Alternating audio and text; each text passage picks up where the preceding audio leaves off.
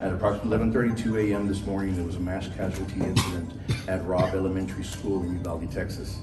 This is Pete Arredondo, the chief of the Uvalde School Police Force, in May when a gunman attacked Robb Elementary School and slaughtered 19 children and 2 teachers.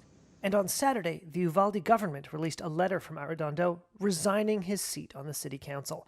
His resignation comes amid criticism over his response to the school massacre. There's compelling evidence that the law enforcement response to the attack at Robb Elementary was an abject failure and antithetical to everything we've learned over the last 2 decades since the Columbine massacre. At a state Senate hearing last month, the director of the Texas Department of Public Safety blasted Arredondo for his decisions that day. Stephen McCraw of DPS said despite the presence of 19 cops on the scene soon after the attack, Arredondo chose to wait for more officers and equipment rather than engage the gunman. 3 minutes after the subject entered the West Building, there was a sufficient number of armed officers wearing body armor to isolate, distract, and neutralize the subject. The only thing stopping a hallway of dedicated officers from entering room 111 and 112 was the on-scene commander, who decided to place the lives of officers before the lives of children. The officers waited for more than an hour before a U.S. Border Patrol tactical team entered the room and shot dead the 18-year-old suspect. A state official said last month that police wasted time searching for a key to the classroom door, which was not locked. Arredondo has said he never considered himself incident commander and that he did not order police to hold back on breaching the building. The city's school district last month placed him on administrative leave from his duties as police chief. Arredondo said in the letter he was stepping down, quote, to minimize further distractions in Uvalde. His resignation plans were first reported by the Uvalde Leader News. Uvalde's government said in a statement that resigning was, quote, the right thing to do for Arredondo.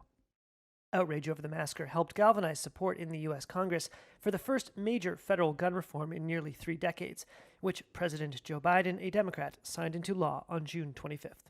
The video you're about to watch is heartbreaking, and it's very tough to take in. That's how the mayor of Akron, Ohio, on Sunday described the police body camera footage from the officers involved in a shooting last week that left an unarmed black man dead and prompted protests in the city streets. Police released the footage that showed a police car chase and foot pursuit that culminated in a fusillade of gunfire, killing 25-year-old Jayland Walker, who police say fled a traffic stop. Walker suffered some 60 gunshot wounds.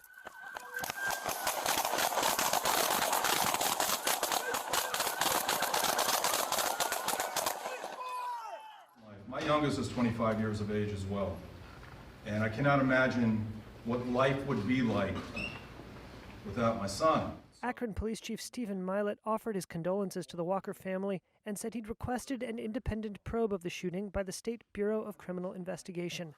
In the video released Sunday, Milet said that as officers pursued Walker, they observed what they believed was a gunshot fired from Walker's vehicle. 21 shots fired. That vehicle just had a shot come out of its door. As Walker slowed, then ran from his car, police exited their patrol cars and gave chase, first attempting to hit Walker with tasers, which failed to stop him. A few seconds later, the video shows the officers open fire.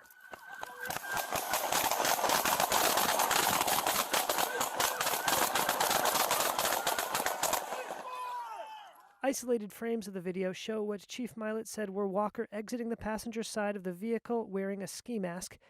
Others, from moments before the shooting, appeared to depict Walker turn and adopt what the police chief described as a, quote, firing position. There was a gun recovered from Mr. Walker's vehicle. At the time of the shooting, he was unarmed. But Milet also said that while a handgun and magazine were recovered from Walker's car, he was unarmed when he died.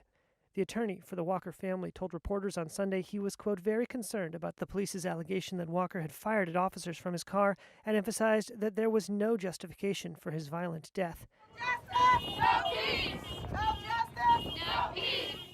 The shooting was the latest in a spate of killings of black men by law enforcement in the United States that critics say are racist and unjustified, including the 2020 murder of George Floyd in Minneapolis that ignited global protests against police brutality and racial injustice. Akron Mayor Daniel Horrigan called for peace in the city. At a landfill near the Yemeni capital Sana'a, A truck unloads bags of trash onto a seemingly endless sea of garbage. Close by, people stand readied with bags to collect any recyclables they can find amid the piles of waste. The Al Azraqain landfill receives hundreds of tons of trash a day, including dangerous, untreated medical waste generated by hospitals in Sana'a. More than 7 years of conflict in Yemen have devastated the economy, displaced millions, and wreaked havoc on the environment. Bahauddin Al-Hajj is the data manager at the landfill. We have no solution but to bury the medical waste with the garbage. It's mixed with garbage and buried. This may cause issues in the future, health issues. Chemicals may leak into the groundwater, meaning this will affect the environment. This is one of the biggest threats to the environment. Waste management officials in Sana'a say Saudi-led airstrikes destroyed a medical waste processing incinerator at the landfill site in 2015. Houthi administrators say they are looking for support from NGOs to rebuild the facility. In 2021, the United Nations Development Programme inaugurated a waste-to-energy system in Yemen in a bid to revolutionise the governorate's approach to addressing waste management.